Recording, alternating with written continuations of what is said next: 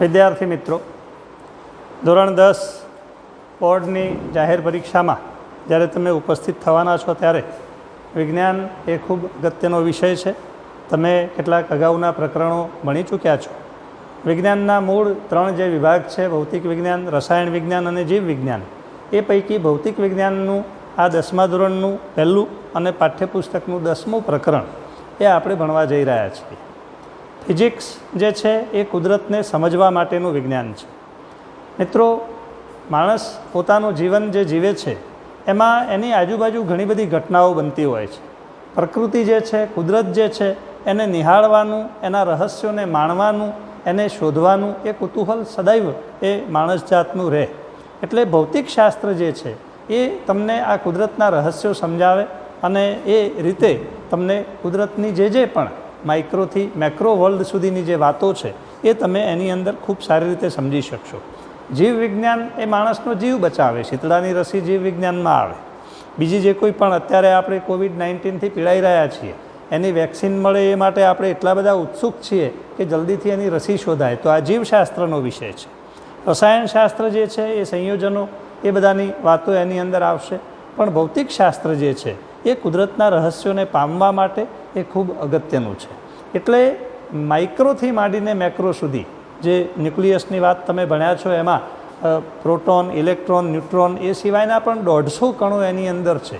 એ micro world જે છે 10⁻12 સેન્ટીમીટરની ત્રિજ્યામાં એટલા બધા કણો, આ એક રહસ્ય છે. એ જ રીતે આપણા ગ્રહો, તારાઓ, સૂર્ય, ચંદ્ર અને જે કોઈ પણ તમે મંદાકિની તારા વિશ્વ સિવાયની બીજી વાતો જે શીખ્યા છો, તો એ મેક્રો વર્લ્ડની વાત છે. કેટલાય પ્રકાશ વર્ષ સુધી આ બધા એકબીજાની વચ્ચે અંતરો ધરાવે છે. એટલે કેટલા નાના, કેટલા સૂક્ષ્મથી કેટલી એ અનંત અંતર સુધીની વાતો જે આપણે કરીએ છીએ એ ભૌતિક વિજ્ઞાનની અંદર એ તમે કરવાના છો. એમાંનું એક સૌથી મોટું રહસ્ય અને સૌથી મોટી ઘટના એટલે એ પ્રકાશ અને એની મદદથી દેખાવું. તે આપણે એ પ્રકાશ સાથે સંકળાયેલી 2 ઘટનાઓ, પ્રકાશનું વક્રીભવન અને પ્રકાશનું પરાવર્તન, એ આપણે આજે શીખવાના છે. આપણું પ્રકરણ 10 પ્રકાશ, એનું પરાવર્તન અને એનું વક્રીભવન, એ વાત આપણે આજે કરવાના છીએ.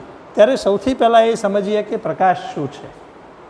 આપણે સૌ એને અનુભવીએ છીએ, એના થકી જ આપણું જીવન છે. તે છતાં પણ આ પ્રકાશની જે વાત છે એ પ્રકાશને આપણે વૈજ્ઞાનિક રીતે જ્યારે વ્યાખ્યાયિત કરવાનો હોય ત્યારે એની વ્યાખ્યા આપણે કંઈક આ રીતે આપીશું કે પ્રકાશ એટલે આંખમાં વિદ્યુત ચુંબકીય વિકિરણ ઉપજાવતા વિદ્યુત ચુંબકીય વિકિરણને પ્રકાશ કહે છે. આપણી આંખમાં સંવેદના ઉપજાવતા વિદ્યુત ચુંબકીય વિકિરણને પ્રકાશ કહે છે. તમે પ્રાથમિકના કોઈ ધોરણોમાં પ્રકાશ સીધી લીટીમાં ગતિ કરે છે એવું તમે સમજતા હતા. એમાં પ્રકાશનો કણવાદ છે. ત્યાર પછી આપણે અત્યારે પ્રકાશને આપણે વિદ્યુત ચુંબકીય વિકિરણો કહીએ છીએ. હજુ તમે આગળ ભણશો ત્યારે પ્રકાશનો દ્વૈતવાદ શીખવાના છો. અત્યારે તમારા અભ્યાસક્રમમાં જે પ્રકાશની આ વ્યાખ્યા છે કે આંખમાં સંવેદના ઉપજાવતા વિદ્યુત ચુંબકીય વિકિરણને પ્રકાશ કહે છે, એ રીતે આને આપણે ઇલેક્ટ્રોમેગ્નેટિક વેવ્સ કહીએ છીએ. વિદ્યુત ચુંબકીય વિકિરણો છે અને એ રીતે પ્રકાશ જે છે એ તરંગ સ્વરૂપ ધરાવે છે. તમે કણવાદ પણ શીખી ગયા છો, તરંગવાદની વાત કરીએ છીએ. આગળ જતાં તમે દ્વૈતવાદ પણ શીખવાના છો. પણ અત્યારે આપણે પ્રકાશને તરંગ સ્વરૂપે સમજી અને આપણે આગળની વાત કરીએ છીએ. બીજી અગત્યની ઘટના અને ખૂબ મોટું રહસ્ય કુદરતનું કે આપણને કુદરતે બહુ સરસ 2 આંખો આપી છે. જેને આંખ નથી આપી એમની તમે કલ્પના કરી જુઓ કે એમના માટે વિશ્વ એટલે અંધારું જ છે. એ કશું જોઈ શકતા નથી. આપણે જોઈ શકીએ છીએ એની પાછળ આપણી આંખની રચના અને એની સાથે સાથે પ્રકાશ અને એની સાથે સંકળાયેલી આ પરાવર્તનની ઘટના, આ ખૂબ અગત્યની છે. એટલે આપણે એ રીતે આ પ્રકાશના પરાવર્તનને સમજવું હોય તો તમને કોઈ પણ વસ્તુ ક્યારે દેખાય? તમારી સામે પડેલી કોઈ પણ વસ્તુ તમને દેખાય છે કારણ કે એ રૂમમાં પ્રકાશ છે, બહાર પ્રકાશ છે. અંધારું થઈ જાય રાત્રે ત્યારે તમને બહારનું કશું દેખાતું નથી. તમારા ઘરમાં લાઇટ જતી રહે ત્યારે તમને કશું દેખાતું નથી. તમારે ઊભા થઈને દિવાસળી શોધવી હોય, મીણબત્તી શોધવી હોય, ટોર્ચ શોધવી હોય તો પણ તમે મુશ્કેલીમાં મુકાઈ જાઓ છો કારણ કે આપણને કશું દેખાતું નથી. એટલે દેખાવા માટે પ્રકાશ હોવો એ જરૂરી છે. આ પહેલી શરત છે. એની સાથે સાથે પ્રકાશનું પરાવર્તન થવું.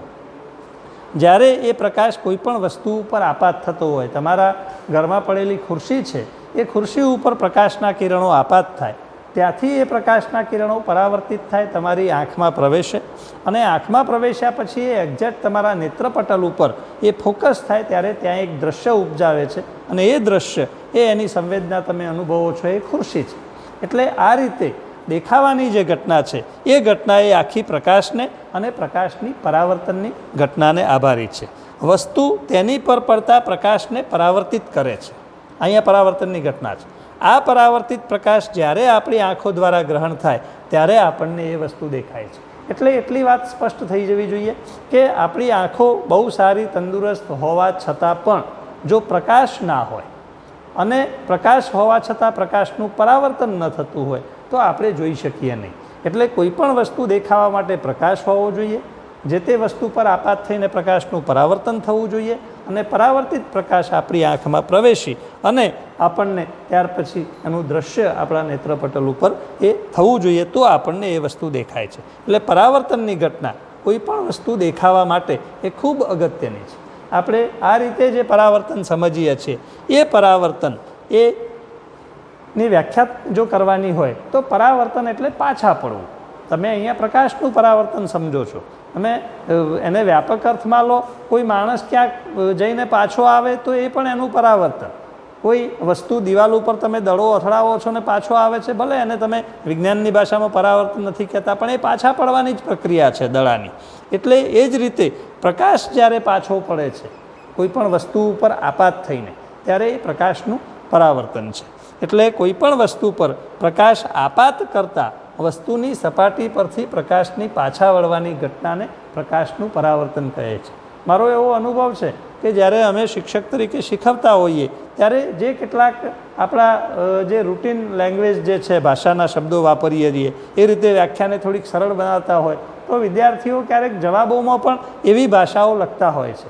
પણ અગત્યનું એક ધ્યાન રાખવાનું કે જ્યારે બોર્ડની પરીક્ષામાં તમે જવાબો લખો છો ત્યારે જે વિજ્ઞાનની પરિભાષા છે, તમે પ્રકાશ વસ્તુ ઉપર પડે અને પાછો પડે એને પરાવર્તન કહે છે, એ પરાવર્તનની વ્યાખ્યા એ તમારી પાઠ્યપુસ્તકની વ્યાખ્યા નથી. સાચી છે સમજવા માટે, પણ જ્યારે તમારે લખવાની હોય ત્યારે આ વ્યાખ્યા લખવી પડે કે વસ્તુ પર પ્રકાશ આપાત થતો એટલે એનું આપાત થવું અને આપાત થયા પછી પાછા વળવાની જે ઘટના થાય એને આપણે પરાવર્તન કહીએ છીએ. આ પરાવર્તનના આપણે બે પ્રકાર લઈએ છીએ, એક નિયમિત પરાવર્તન અને બીજું અનિયમિત પરાવર્તન.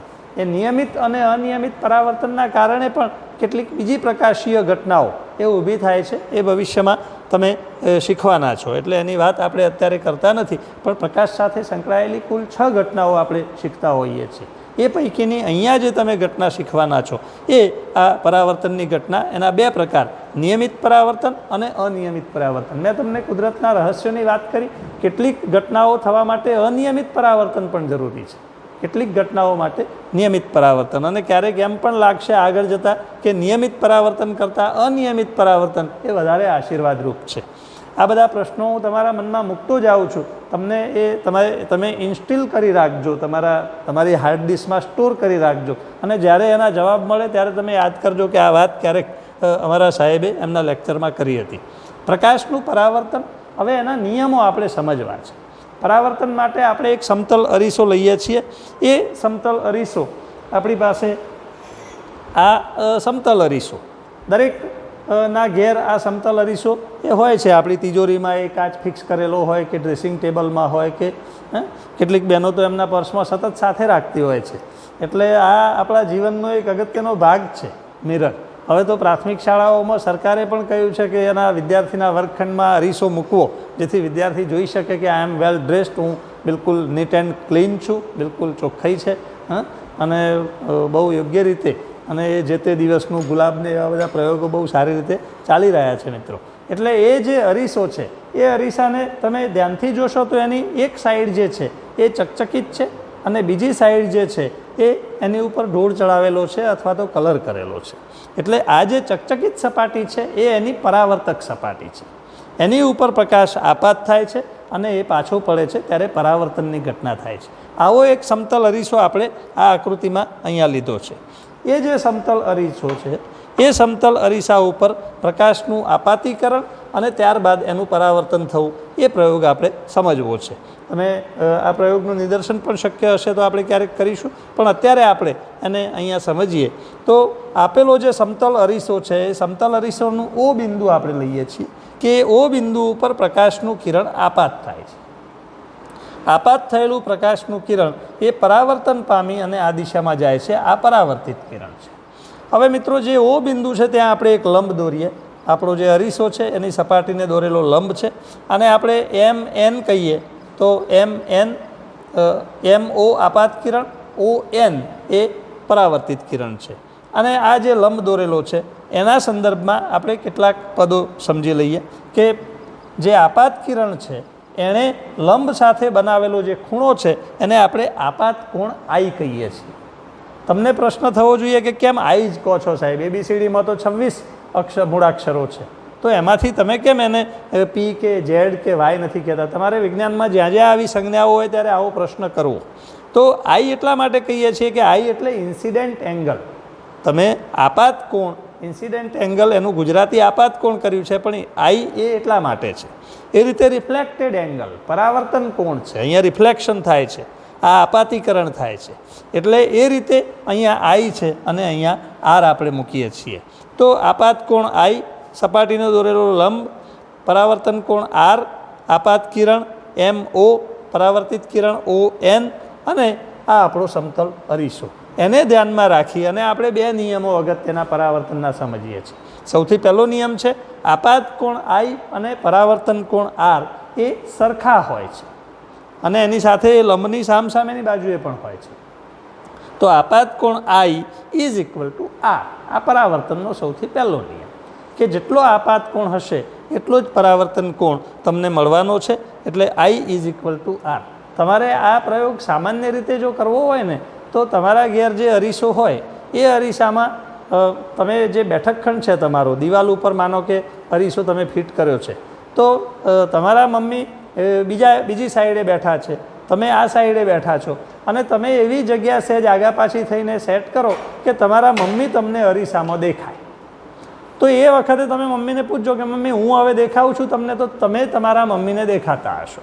એ આપાત કોણ ને પરાવર્તન કોણ સરખા અને લંબની સામસામેની દિશામાં છે એનો આ એક નમૂનો છે. તમને કોઈ વ્યક્તિ દેખાતો હોય અરીસામાં એટલે સમજવાનું કે તમે પણ એને દેખાઓ છો. આ અખતરો કરી જોજો કે X વ્યક્તિ તમને અરીસામાં દેખાય છે અને તમે પૂછો કે તું અરીસામાં જો, તો તમે એને દેખાતા હશો. એટલે એ I is equal to R. આપાત કોણ અને પરાવર્તન કોણ સરખા હોય છે, લંબની સામસામી બાજુએ હોય છે.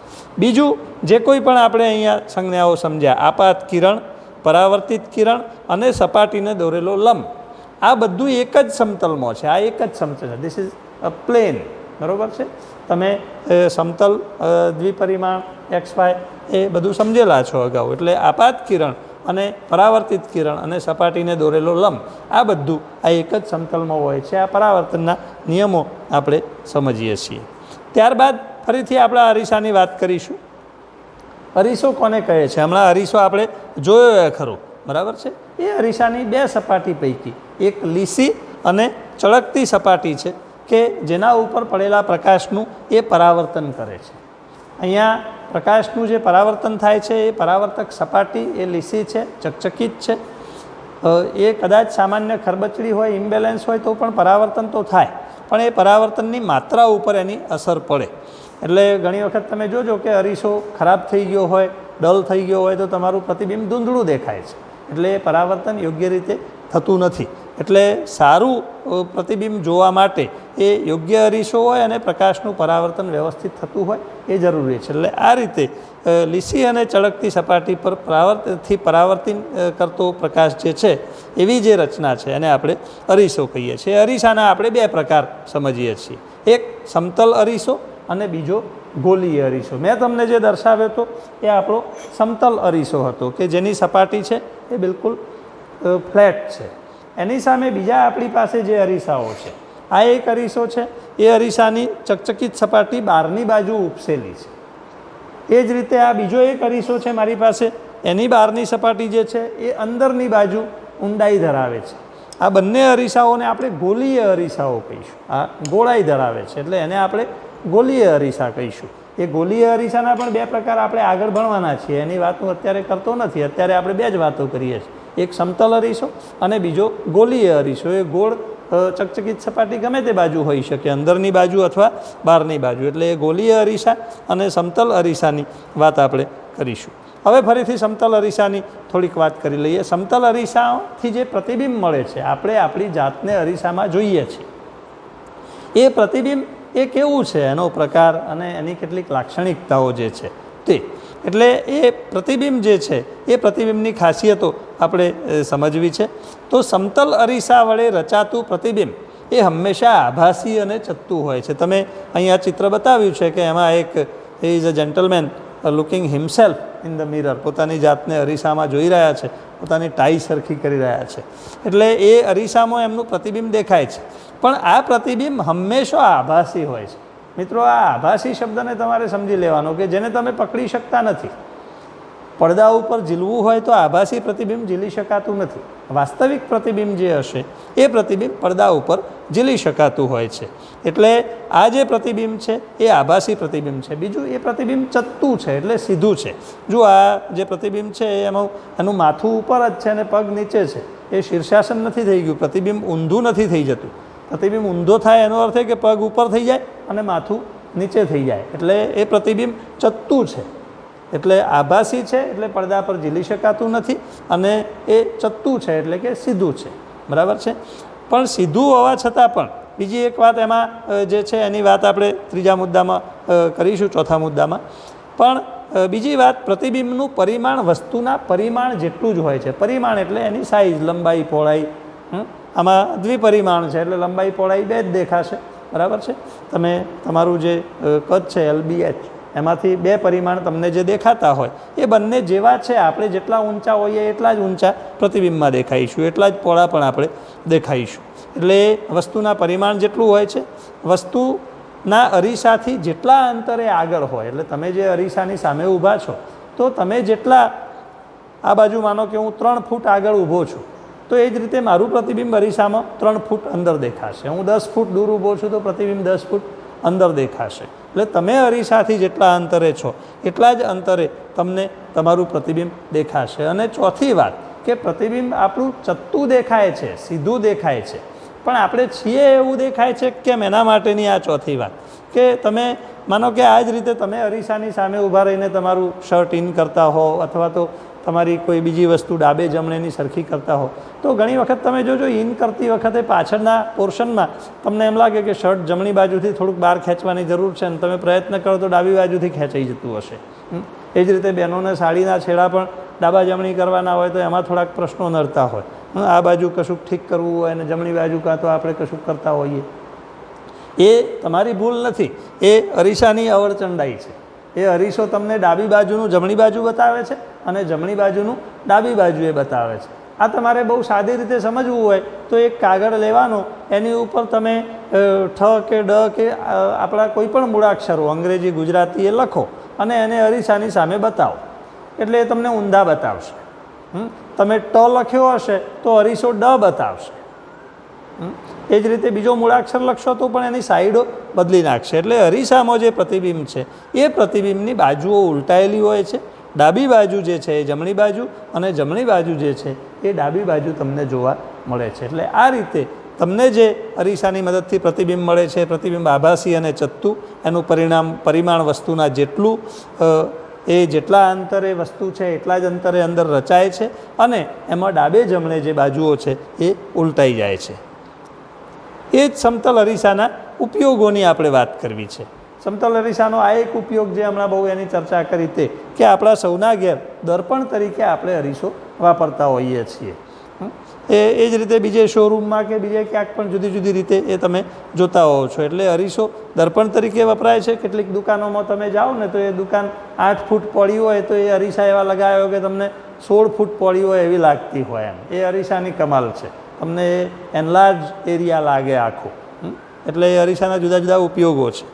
બીજો અગત્યનો ઉપયોગ જે છે સમતલ અરીસો એ પેરિસ્કોપ અને કેલિડોસ્કોપમાં બનાવવામાં વપરાય છે. એટલે આ પેરિસ્કોપ અને કેલિડોસ્કોપ એ તમને પરીક્ષામાં કોઈ પૂછવાનું નથી, કારણ કે એની રચના, સિદ્ધાંત, કાર્યપદ્ધતિ તમારા પાઠ્યપુસ્તકનો ભાગ નથી. પણ આપણે જરા એને સમજી લઈએ, જોઈ લઈએ કે કેવી રીતે આપણે સમજી શકીએ. એટલે એના માટે આપણે બોર્ડનો જરા ઉપયોગ કરીશું.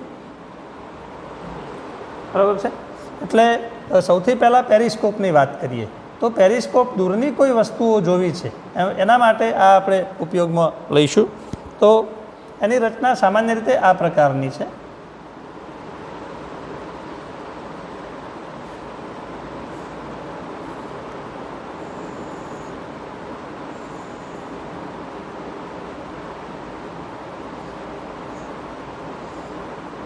આ ખરેખર ત્રિપરિમાણીય આકૃતિ મારે દોરવાની થાય, પણ મેં દ્વિપરિમાણમાં દોરી છે. હવે આમાં એક અરીસો અહીંયા ગોઠવીશું આ રીતે, ને એંગલ બિલકુલ 45° ખૂણે ગોઠવવાનો થાય, અને બીજો અરીસો જે છે એ અહીંયા આપણે આ રીતે ગોઠવીશું. એટલે પ્રકાશનું જે આપાત કિરણ છે એ અહીંયાથી, માનો કે કોઈ ઓબ્જેક્ટ અહીંયા મૂકેલો છે,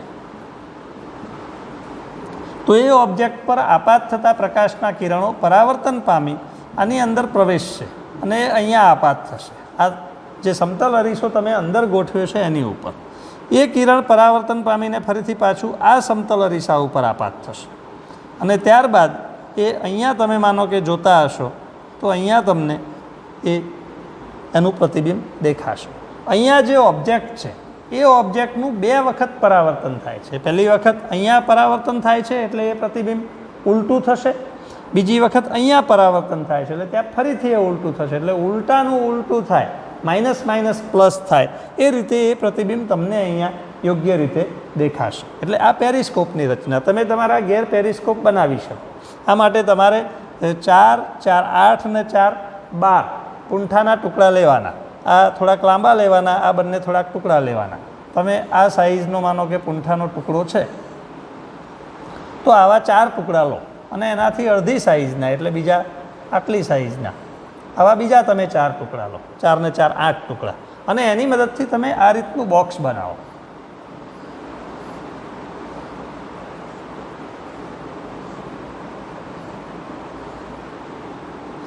બીજું એક ઊભું બોક્સ બનાવશો આમ.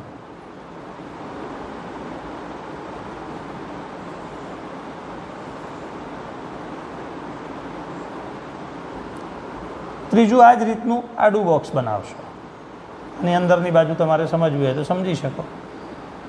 અહીંયા પણ એ રીતે તમે આ બોક્સ, એટલે 2 બોક્સ આવા અને 1 બોક્સ ઊભું, આ રીતે તમે એને જોડી દેશો. જોડતા પહેલાં પેલું ધ્યાન રાખશો કે એક અરીસો આપણે અહીંયા મૂકીએ છીએ 45° ખૂણે, બીજો અરીસો અહીંયા મૂકીએ છીએ. તો અંદર અરીસો ગોઠવશો, આ બોક્સ ઉપર જોડી દેશો, આ બોક્સ નીચે જોડી દેશો. આ તમારી પેરિસ્કોપની રચના તૈયાર. તમે તમારા ઘેર પણ પૂંઠાના ટુકડા લઈ, સમતલ અરીસા સરખા માપના લઈ, બરાબર 45° ખૂણે ગોઠવી અને આ પ્રકારનું પેરિસ્કોપ બનાવી શકો. એટલે તમે આ પેરિસ્કોપ બનાવશો અને જોશો તો ઘેર તમારા નાના ભાઈ બહેનોને પણ ઘણું બધું મજા આવશે. તમે પોતે પણ કશુંક કર્યું એનો આનંદ તમે માણી શકશો. એટલે એ રીતે આપણે આનો ઉપયોગ કરી શકીએ.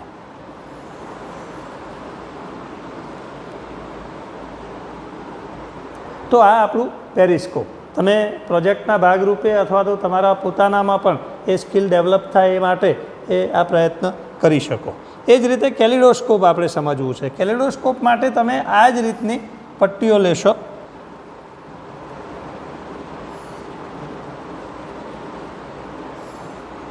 એ પટ્ટીઓ કાચની લઈશું આપણે. પહેલાંમાં આપણે પૂંઠાની પટ્ટીઓ લેતા હતા ને વચ્ચે 2 સમતલ અરીસા વાપરતા હતા.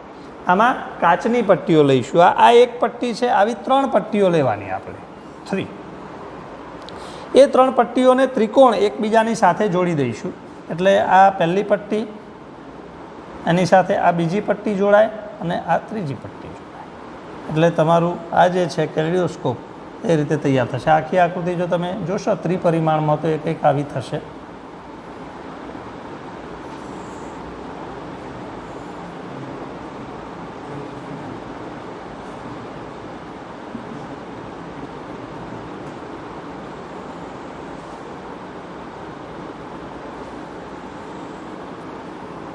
આ 3 જે છે એ સમતલ અરીસા છે, અને એ અરીસાની 3 પટ્ટીઓ છે. આને તમે રેપિંગ કરીને પેક કરી દો. આ બાજુ બંને ખુલ્લી જ રાખવાની છે, પણ નીચે તેમાં પણ કાગળ કે પૂંઠું લગાડી દઈશું, એક સાઈડ આપણા જોવા માટે ખુલ્લી રાખીશું. હવે આની અંદર તમે કોઈ વસ્તુ નાખશો, માનો કે મગના દાણા નાખો છો, ચણાના દાણા નાખો છો, બંગડીના ટુકડા નાખો છો, ચાંદલા નાખો છો, એવી કોઈ પણ ઝીણી વસ્તુઓ થોડીક નાખશો અને પછી એને જોશો અંદર, તો એના ગુણક પરાવર્તન થશે સતત એ 3 કારણે. તો એવી સરસ ડિઝાઇન કે એવી સરસ ભાત તમને જોવા મળશે, તમને આનંદ થશે. એકવાર પાછું હલાવીને બીજી આકૃતિ જોશો તો એનાથી જુદી આકૃતિ હશે, ત્રીજી, ચોથી. એટલે તમે આ કેલિડોસ્કોપ જાતે બનાવી અને એમાં જે પરાવર્તનનો સિદ્ધાંત વપરાય છે એનો ઉપયોગ કરી શકો અને તમે પોતે આ રચનાને માણી શકો. એટલે આ રીતે પરાવર્તન આધારિત બીજી 2 વાતો, દર્પણ તરીકેના ઉપયોગની વાત આપણે કરી દીધી, પણ કેલિડોસ્કોપ અને પેરિસ્કોપ એ કેવી રીતે બનાવાય એની વાત આપણે કરી. એટલે એ પણ તમે એનો ઉપયોગ કરી શકો. ફરીથી એકવાર આપણે આપણી સ્લાઇડ તરફ જતા રહીશું. યસ,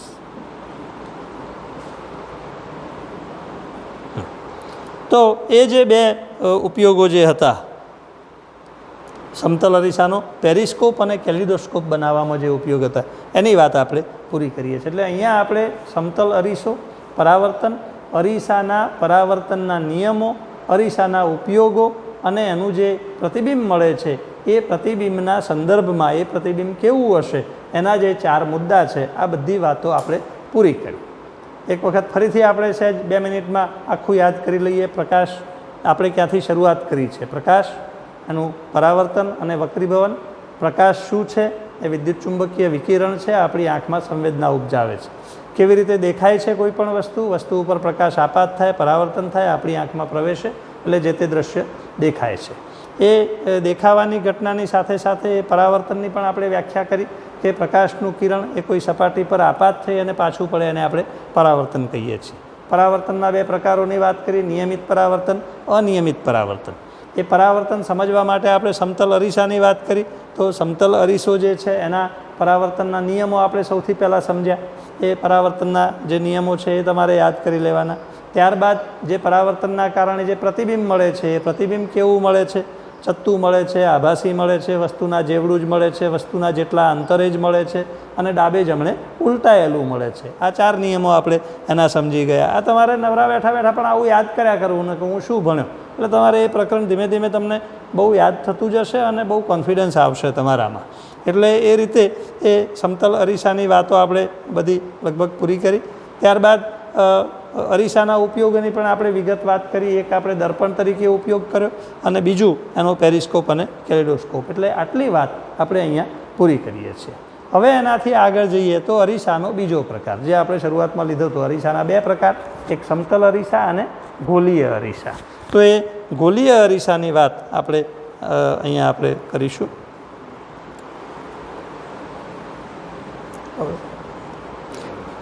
ગોલીય અરીસો કોને કહે છે અને એના પ્રકાર કયા કયા છે? મેં તમને એ વખતે 2 અરીસા બતાવ્યા હતા. એમ કહ્યું હતું કે એક અંદરની બાજુ ચકચકિત સપાટી વક્ર છે અને બીજામાં બહારની બાજુ એની ચકચકિત સપાટી વક્ર છે. તો અંદરની બાજુ વક્ર છે તે અને બહારની બાજુ વક્ર છે, બંને છે ગોલીય અરીસા, પણ બંનેને સરખા નથી કહેતા આપણે. તમે જોશો કે આ બંનેની વચ્ચે એ ડિસ્ટન્સ દેખાય છે તમને. આમ કરીશ ત્યારે સરખું થઈ જશે, પણ ચકચકિત સપાટીઓ એકની બહારની બાજુ વક્ર છે, બીજાની અંદરની બાજુ વક્ર છે. એટલે આ બંને અરીસામાં જેની વક્ર સપાટી બહારની બાજુ વક્ર છે એને આપણે બહિર્ગોળ અરીસો કહીએ છીએ. જેની વક્ર સપાટી અંદરની બાજુ વક્ર છે એને આપણે અંતર્ગોળ અરીસો કહીએ છીએ. એટલે ગોલીય અરીસાના 2 પ્રકાર છે, એક અંતર્ગોળ અરીસો, બીજો બહિર્ગોળ અરીસો. એ બહિર્ગોળ અરીસો જે છે એ બહારની બાજુ એની ચકચકિત સપાટી છે, અંતર્ગોળ અરીસો છે એની અંદરની બાજુ. એ અરીસાને આપણે વ્યવસ્થિત વ્યાખ્યાયિત કરવો હોય તો કેવી રીતે કરીશું? અરીસો એ એક પોલા ગોળાનો ભાગ છે. તમે એક કાચનો પોલો ગોળો એની કલ્પના કરો, જેમ પૃથ્વીનો ગોળો તમે ભણવા માટે જે ગોળો તમે વાપરો છો એવો ગોળો સમજો કે કાચનો ગોળો છે આપણી પાસે.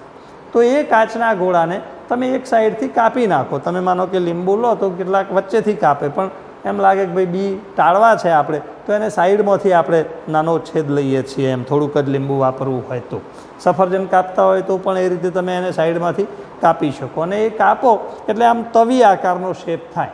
આપણી જે રોટલી કે ભાખરી શેકવાની જે તવી છે એ તવી આકારનો પોર્શન થાય.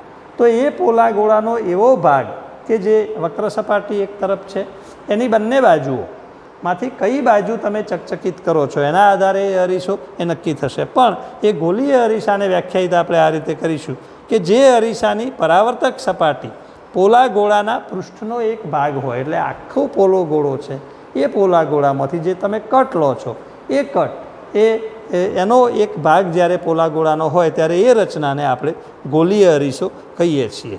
હવે એ ગોલીય અરીસામાં તમે અંદરની બાજુ ચકચકિત સપાટી રાખો છો કે બહારની બાજુ ચકચકિત સપાટી રાખો છો, એના આધારે એ અરીસાના પ્રકારમાં એ તમે સમજી શકશો. એની એક બાજુએ આપણે લેડ ઓક્સાઇડનો PbO2નો કે એ પ્રકારનો ઢોળ ચડાવીએ છીએ જેથી એ સાઈડ અપારદર્શક થશે, એ રિફ્લેક્ટિવ પણ નહીં હોય, પરાવર્તક સપાટી પણ નહીં હોય. જ્યારે એની સામે બીજી સપાટી જે છે એ ચકચકિત હશે, લીસી હશે, એટલે એ પરાવર્તક સપાટી બનાવીશું. તો એ ગોલીય અરીસાના બે પ્રકાર, એમાં અંતર્ગોળ અરીસો અને બહિર્ગોળ અરીસો. તો અંદરની સપાટી ચકચકિત હશે તો એને અંતર્ગોળ અરીસો કહીશું, બહારની સપાટી ચકચકિત હશે તો એને બહિર્ગોળ અરીસો કહીશું. એવો એક અંતર્ગોળ અરીસો આપણે અહીંયા લીધો છે અને એ અંતર્ગોળ અરીસા માટે આપણે કેટલાક પદો એ સમજવા છે.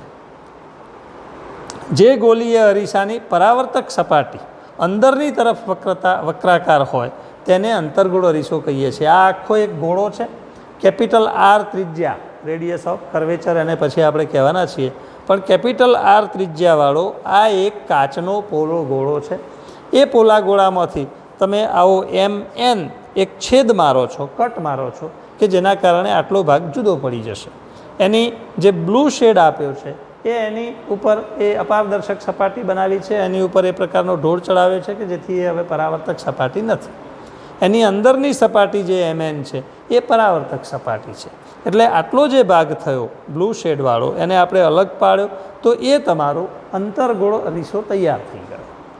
એ અંતર્ગોળ અરીસો જે છે એ અંતર્ગોળ અરીસા માટે આ C એ પોલા ગોળાનું કેન્દ્ર છે, એટલે એનું પણ એ વક્રતા કેન્દ્ર થશે. MNને આપણે બીજી દર્પણમુખ કહીશું, એ વ્યાખ્યાઓ આપણે હમણાં કરીએ છીએ, પણ આ અંતર્ગોળ અરીસો બનાવે.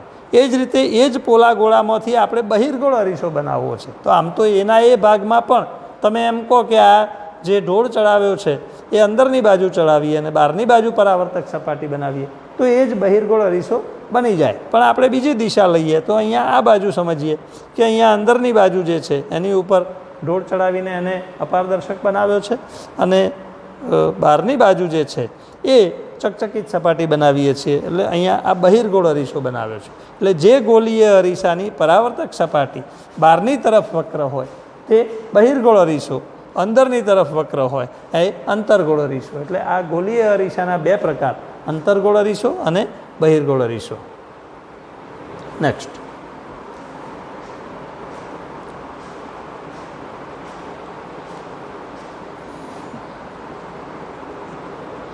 એ અરીસાની જે કેટલાક એની સાથે સંકળાયેલા જે શબ્દો છે એ આપણે સમજવા છે. એમાં સૌથી પહેલો શબ્દ છે ધ્રુવ, P, એને આપણે P કહીએ છીએ. તો તમે જે MN ભાગ જોયો એ MN ભાગનું જે કેન્દ્ર છે વચ્ચેનું અરીસાની સપાટી ઉપરનું, એવું સમજવાનું તમારે સ્પષ્ટ.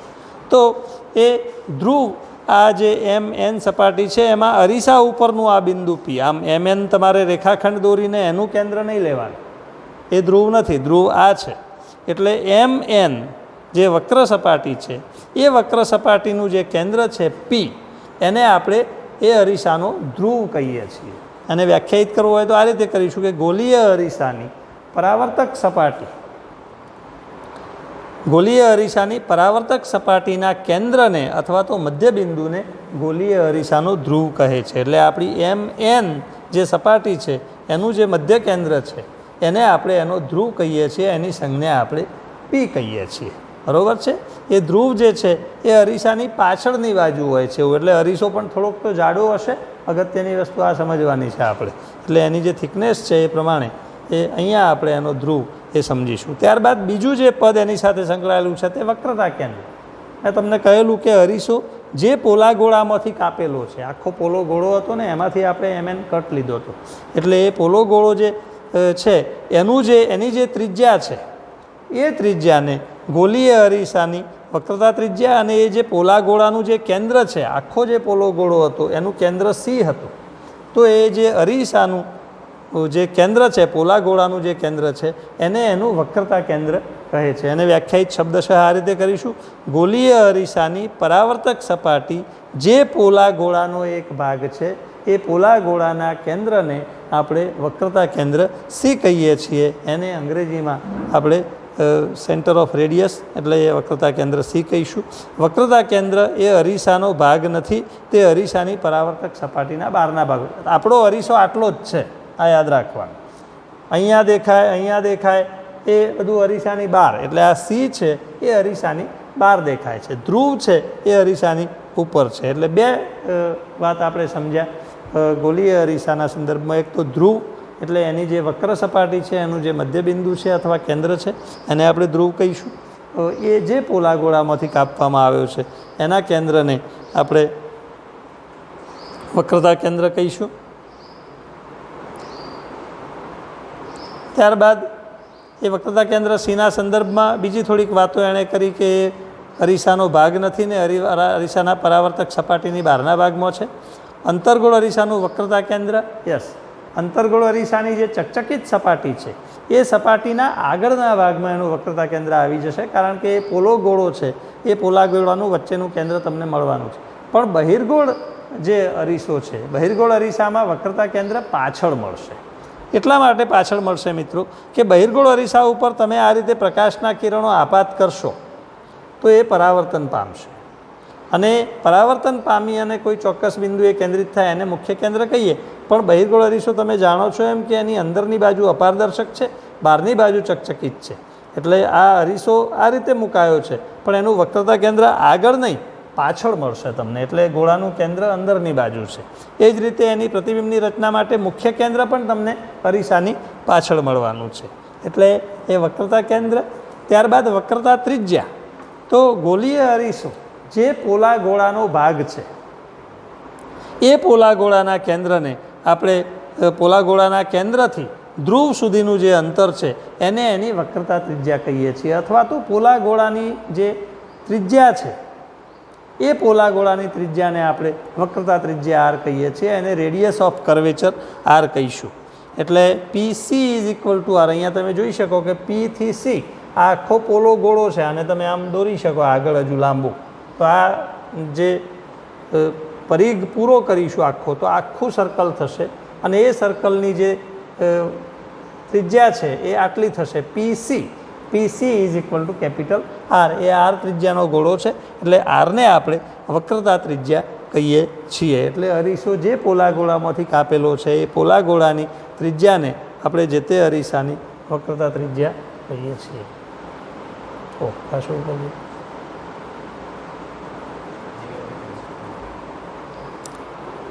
વક્રતા ત્રિજ્યા પછી આપણે સમજવું છે મુખ્ય અક્ષ. તો આપણી પાસે ધ્રુવ છે, વક્રતા કેન્દ્ર છે. તો ધ્રુવ અને વક્રતા કેન્દ્ર, ધ્રુવ P અને વક્રતા કેન્દ્ર C, એ બેમાંથી પસાર થતી કાલ્પનિક રેખા P અને C ને જોડતી આખી જે રેખા છે એ રેખાને આપણે મુખ્ય અક્ષ કહીએ છીએ. બરાબર છે? એટલે આ મુખ્ય અક્ષ. આપણે જેમ જેમ સમજતા જઈએ એમ એમ યાદ રાખીશું. સૌથી પહેલાં આપણે ધ્રુવની વ્યાખ્યા કરી, પછી વક્રતા કેન્દ્ર સમજ્યા, પછી વક્રતા ત્રિજ્યાની વાત કરી, અને હવે આપણે મુખ્ય અક્ષની વાત કરીએ છીએ. એટલે આ P અને C ને જોડતી જે કાલ્પનિક રેખા છે એને આપણે વક્રતા ત્રિજ્યા મુખ્ય અક્ષ કહીએ છીએ. મુખ્ય અક્ષ પછી આપણે આગળની વાત કરીશું તે મુખ્ય કેન્દ્રની વાત કરીએ. મુખ્ય કેન્દ્ર જુઓ, અંતર્ગોળ અરીસો હશે તો અંતર્ગોળ અરીસા ઉપર જ્યારે તમે સમાંતર કિરણો આપાત કરશો ત્યારે એ આપાત થયેલા કિરણો એ કોઈ ચોક્કસ પરાવર્તન પામી અને કોઈ ચોક્કસ બિંદુ ઉપર એ કેન્દ્રિત થશે. એ જે કેન્દ્ર ઉપર કેન્દ્રિત થાય છે પરાવર્તન પામીને એનું મુખ્ય કેન્દ્ર F કહીએ છીએ. બરાબર છે? એટલે અંતર્ગોળ અરીસા પર આપાત થતા મુખ્ય અક્ષને સમાંતર પ્રકાશના કિરણો, જ્યારે તમે આમ અંતર્ગોળ અરીસો લેશો તો એની ઉપર આમ આપાત થશે કિરણો અને કોઈ ચોક્કસ બિંદુ ઉપર એ કેન્દ્રિત થશે. જે બિંદુ ઉપર કેન્દ્રિત થાય છે એને તમે એનું મુખ્ય કેન્દ્ર F કહો છો. બરાબર છે? એ બહિર્ગોળ અરીસા ઉપર આ થશે નહીં. એટલે આપણે થોડુંક બોર્ડ ઉપર સમજી લઈએ આ વાત ફરીથી.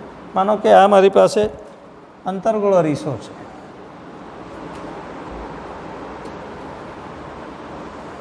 આ અંતર્ગોળ અરીસો છે કે જેની આ પરાવર્તક સપાટી અંદરની બાજુએ છે. આની ઉપર આપાત થયેલા જે પ્રકાશના કિરણો છે, સમાંતર કિરણો, હું આકૃતિ બરોબર દોરી નથી શકતો, પણ એ ગમે ત્યાં એ છેદ છે. તો એ મુખ્ય કેન્દ્ર જ્યાં ભેગા થશે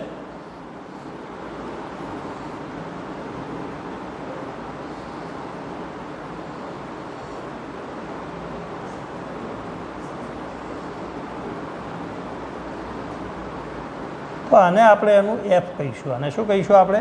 એફ. હવે બહિર્ગોળ અરીસામાં થોડુંક જુદું થશે. આ આપણો બહિર્ગોળ અરીસો છે, માનો કે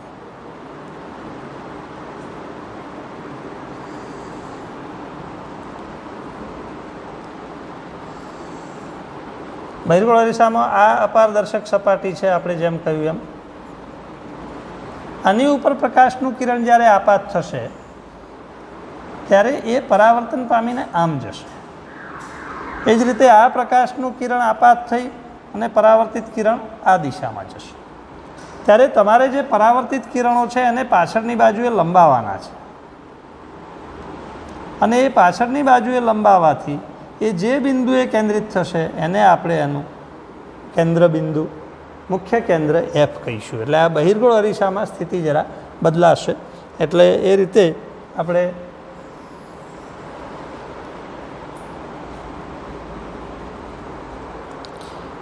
અંતર્ગોળ અરીસો કે બહિર્ગોળ અરીસો બંનેના સંદર્ભમાં જ્યારે એની ઉપર આપાત થયેલા સમાંતર કિરણો જે બિંદુએ કેન્દ્રિત થશે એને આપણે મુખ્ય કેન્દ્ર કહીએ છીએ. મુખ્ય કેન્દ્રને એફ વડે દર્શાવીએ છીએ.